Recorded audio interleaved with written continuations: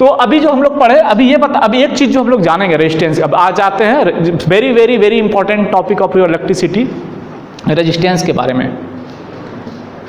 तो रेजिस्टेंस जो है इसके बारे में अब हम लोग जान लेते हैं। सबसे पहली चीज रेजिस्टेंस क्या है, नया चीज तो कुछ नहीं है। हर एक मटेरियल, कोई भी अगर मटेरियल हो,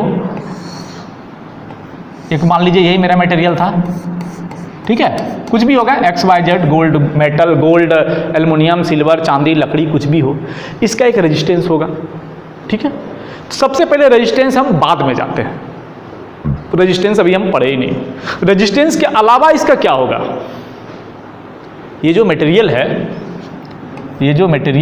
मान लीजिए लकड़ी या लोहा का एक रॉड है, चलिए मान लेते हैं, वो जो होता है ना मोंगिया, TMT, टाटा TMT छड़, मान लेते हैं वही है, टाटा TMT।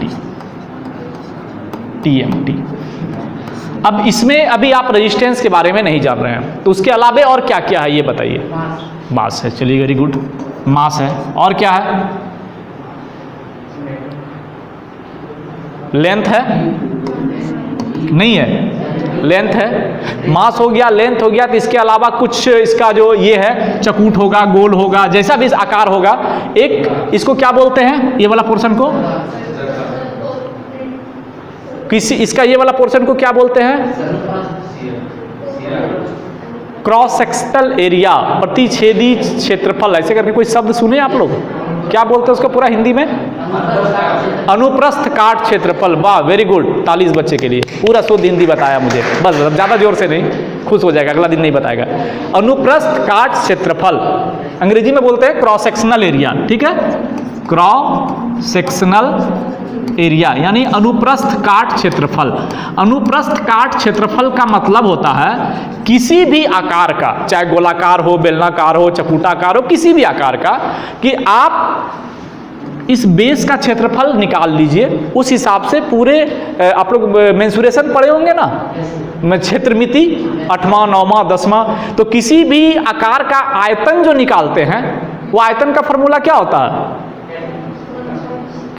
नॉर्मली तो बेलन का अलग, क्यूब का अलग, क्यूबाइड का अलग, घन का, सबका अलग अलग है, बट उसका जो एक जनरल फार्मूला ही तो हम लोग होता है ना। अगर मान लीजिए अगर किसी का क्षेत्रफल आयतन निकालना है, रट्टा मारते हैं, वो बाद में आएंगे, आज पढ़ाएंगे नहीं, क्यूब का क्षेत्रफल क्या है, फलना क्या है, तो मिक्स हो जाएगा, तो वो रट्टा मारने की चीज़ नहीं है। आयतन का सिर्फ और सिर्फ एक क्षेत्रफल होता है, एक फार्मूला होता है, सिंगल।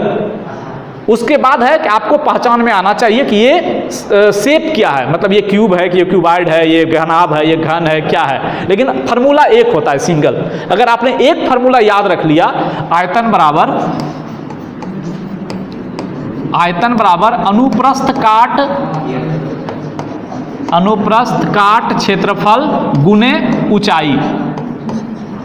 अगर ये जो मटेरियल है, ये मटेरियल मतलब कौन सा बोलते हैं उसको, यूनिफॉर्म जो होता है, यानी कि एक जैसा है, ऐसा नहीं कि यहाँ पे ऐसा है, फिर ऐसा है, फिर ऐसा टेढ़ा मेढ़ा है, ऐसा नहीं, मैंने एक शेप का अगर है तो हम लोग तो पढ़ते सिंगल शेप है ना, या तो क्यूब पढ़ते हैं, क्यूबाइड पढ़ते हैं, अलग अलग भी है तो शेप जुड़ा हुआ है, ऐसा नहीं कि ईयर एंड दियर वाला है। तो अगर एक शेप वाला है तो किसी भी शेप का आयतन सिंपल होता है, अनुप्रस्थ काट का क्षेत्रफल गुने आयतन, ठीक है, तो गुने ऊंचाई, वो मैथ्स में बताएंगे, आज खाली इतना बता देते हैं। तो यहाँ पर भी इसको बोलते हैं अनुप्रस्थ काट क्षेत्रफल, क्रॉस सेक्शनल एरिया, जिसको डिनोट करते हैं ए से। तो ये भी है इसमें, इसके अलावा और कुछ है, कुछ नहीं है। अब जो है, अब आती है कि ये मटेरियल कौन सा है, लोहा है, लकड़ी है, पत्थर है, कुछ तो होगा ना, माने ये पदार्थ कौन सा है, और पदार्थ की जो प्रकृति बतलाता है, मतलब पदार्थ की प्रकृति के बारे में बतलाता है, उसको क्या बोलते हैं, रो से डिनोट करते हैं, रो।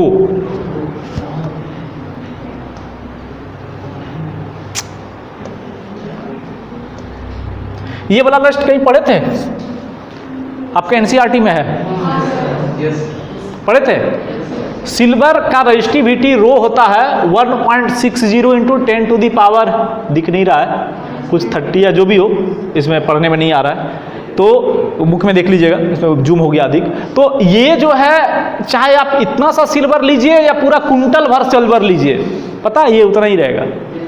ये अमाउंट पे निर्भर नहीं करता है, ये पदार्थ की प्रकृति है, ये पदार्थ का गुण है। तो यानी वहाँ पर भी जो हम यूज किए, यहाँ पर भी जो हम यूज किए, ये जो भी पदार्थ होगा, ये जो भी पदार्थ होगा, इसका भी तो एक रो होगा।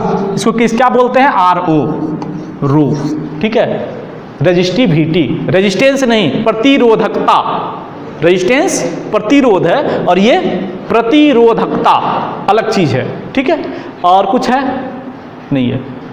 तो इन सारे चीज़ों के बारे में अगर आपको जानकारी है तो आप बता सकते हैं कि इस मटेरियल का प्रतिरोध कितना होगा, जो हम अभी आगे स्लाइड में पढ़ते हैं। पहला, the resistance of A given conductor, यानी कोई भी मटेरियल, किसी भी पदार्थ का जो प्रतिरोध होता है वो सबसे पहला उसके लंबाई के समानुपाती होता है। तो पहला सेंटेंस क्या लिखेंगे कि किसी भी प्रतिरोध या किसी भी पदार्थ का प्रतिरोध उसकी लंबाई के समानुपाती होता है। दूसरा, उसका जो क्रॉस सेक्शनल एरिया, जो भी हम आपको बताए, ये वाला क्रॉस सेक्शनल एरिया और ये वाला हो गया लेंथ, इसकी प्रॉपर्टीज जो है वो है रो, यानी कि प्रतिरोधकता। तो किसी भी पदार्थ का जो रेजिस्टेंस है, प्रतिरोध है, वो उसके लंबाई के समानुपाती होता है। वो उसका क्रॉस सेक्शनल एरिया का 1/, यानी व्युत्क्रमानुपाती होता है, inversely proportional, directly proportional to the length of conductor, inversely proportional to the cross sectional area. That means, जैसे ओम्स लॉ में आप पढ़े कि जब R प्रोपोर्शनल टू L हो गया, R प्रोपोर्शनल टू 1/A हो गया, तो दोनों को मिलाइएगा तो R प्रोपोर्शनल टू क्या हो जाएगा? L/A। अभी प्रोपोर्शनल हटाना है तो हमको क्या देखना पड़ेगा कि इस पदार्थ में क्या ऐसा चीज है जो परिवर्तन होने वाला नहीं है। इसको पतला करिएगा, A परिवर्तन हो जाएगा, खींच दीजिएगा, L परिवर्तन हो जाएगा। क्या ऐसा चीज है जो इसमें परिवर्तन नहीं होने वाला है? रेजिस्टिविटी। मास भी परिवर्तन हो जाएगा आप छोटा बड़ा करिएगा तो, लेकिन इसकी जो रेजिस्टिविटी अभी अब बताया कि चांदी इतनी सा लीजिए या पूरा कुंटल भर लीजिए, उसकी रेजिस्टिविटी वही रहेगी, वो चेंज नहीं होगा, वो एक गुण होता है। तो इसका जो प्रोपोर्शनलिटी है, समानुपातिकता का हटा के आप बराबर जब करिएगा तो R बराबर रो L/A। इस पे भी बढ़िया न्यूमेरिकल पूछता है। आपको क्वेश्चन पूछेगा कि किसी भी चालक का प्रतिरोध किन किन बातों पर निर्भर करता है, गणितीय रूप से व्याख्या करें। अगर गणितीय रूप नहीं बोला तो आप लैंग्वेज में भी लिख दीजिएगा, R प्रोपोर्शनल, R जो है प्रतिरोध लंबाई के समानुपाती होता है, उसके क्रॉस सेक्शनल एरिया यानी प्रति एकांक क्षेत्रफल, क्या बोला वो, जो भी भूल गए, वो भूल जाते हैं ना, हिंदी वाला ज़्यादा अंग्रेजी पढ़ ले तो हिंदी ये भूल जाता है, मुश्किल ये है। तो प्रति एकांक क्षेत्रफल का व्युत्क्रमानुपाती होता है। तो ये आप हिंदी लिख दीजिएगा, लैंग्वेज में तो चलेगा, लेकिन अगर गणितीय रूप से बोल दिया तो आपको उसके साथ इसको लिखना एकदम मस्ट है। और नहीं भी बोला, अगर ऐसे भी लिखने बोला और आपने ये लिख दिया तो नंबर काटने की चांसेस नहीं है। ठीक है, आप लिखेंगे ना अगर कि 2 + 2 = 4, तो हो सकता है 2 और 4 का स्पेलिंग गलत हो जाए, एक नंबर मास्टर काट ले, लेकिन 2 + 2 = 4 लिखेंगे, हिम्मत नहीं है किसी का कि नंबर काट लेगा, गलत होने का कोई जगह ही नहीं है। तो अगर हम किसी मैथमेटिक्स फिजिक्स को मैथमेटिकल रूप से लिख दें तो टीचर की हिम्मत नहीं है कि आधा नंबर भी जान के भी काट सकता है। ठीक है, तो ये तो समझ गए, इस पे भी हमारे बहुत सारे न्यूमेरिकल हैं। तो कोई भी मैथमेटिकल रिप्रेजेंटेशन जब हमारे पास आता है तो उसका फिर हमको यूनिट लिखना पड़ता है। तो अभी हमको लेंथ का यूनिट तो आपको मालूम है, ये तो लंबाई है ना, लंबाई का यूनिट क्या होता है? ऐसा यूनिट मीटर, इसमें तो कुछ याद रखने की चीज़ नहीं है, मीटर। ये एरिया है, क्षेत्रफल का यूनिट क्या होता है? Metre square. ये तो रेजिस्टेंस है, आपने पढ़ ही लिया, इसका यूनिट होता है ओम। जो मालूम नहीं है वो क्या है? प्रतिरोधकता, रो। इसका SI यूनिट क्या होगा?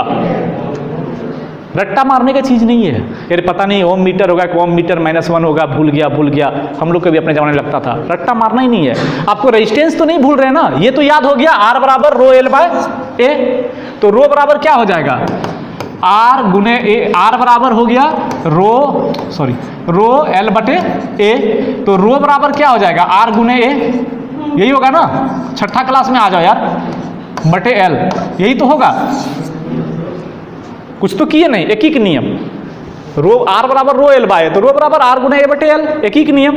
तो आर का यूनिट क्या होता है? ओम। एरिया का मीटर स्क्वायर, लेंथ का मीटर, काट दीजिए।